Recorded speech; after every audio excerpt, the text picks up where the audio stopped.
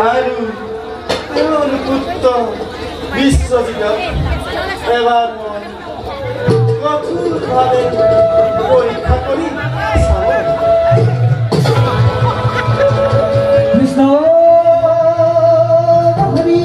কৃষ্ণ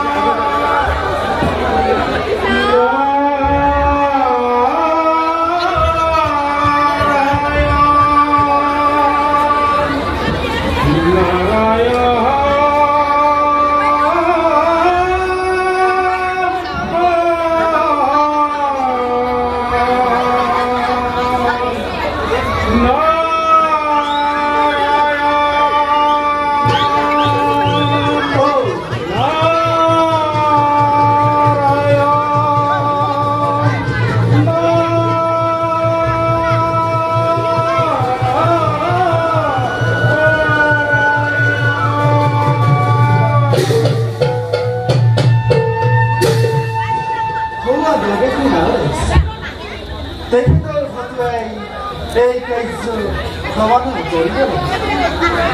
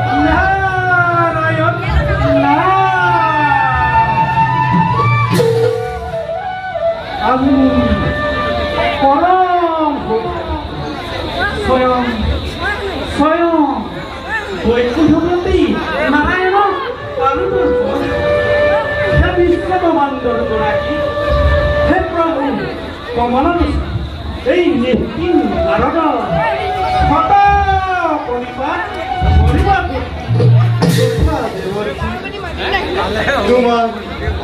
মধুৰ গীতৰ মোৰ মন প্ৰাণ পৰিচালিত দেৱৰ্ষী তুমি মোৰ এক কাৰ্যত সফল কৰিব প্ৰভু আপোনাৰ দ্বাৰাই পৰিচালিত মই তেনেস্থলত কিদৰে কৰি সহায় এই নিশ্চিন্তভাৱে আপোনাৰ কাৰ্যত মূৰ্ত ৰত্ন ৰাজ্যৰ ৰজা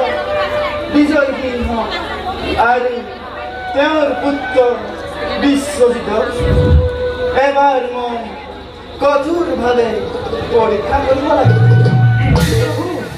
তাত তুমি অলপ সহায় কৰিব লাগিব কিদৰে পৰীক্ষা কৰা হ'ব আপোনাৰ এই ভক্তজনৰ ওপৰত তাৰ বাবে চিন্তা নকৰিবা দেৱৰ সময়ত মই সকলোকে কৰি পাম কিদৰে কৰা হ'ব তেওঁলোকৰ ভক্তি পৰীক্ষা তাৰো এক উপায় কৰিছো চিন্তা তুমি বিজয় সিংহক বিষ্ণু যজ্ঞ কৰিবৰ বাবে আজ্ঞা কৰিবা আৰু সেই সময়তেই যজ্ঞৰ আগভাগ বিচৰা গ্ৰহপতি শনিৰ দ্বাৰা যেতিয়া বিজয় সিংহক শনিক পূজা নিদিব তেতিয়া শনিৰ কুপনৰ কৰি বিজয় সিংহই ভুগিব লাগিব অশেষ আৰু তেওঁৰ পুত্ৰ বিশ্বজিতক শনিৰ সদুৱাৰ মিছা অপবাদত নিৰ্বাসন দিয়াৰ যোগান দান কৰা। গতিকে তুমি পলম নকৰি নিজ কৰ্তব্যত অগ্ৰসৰ হোৱা। যাবৰ সময়ত আপোনাৰ চিৰিখনত সেৱাহে জনালোঁ।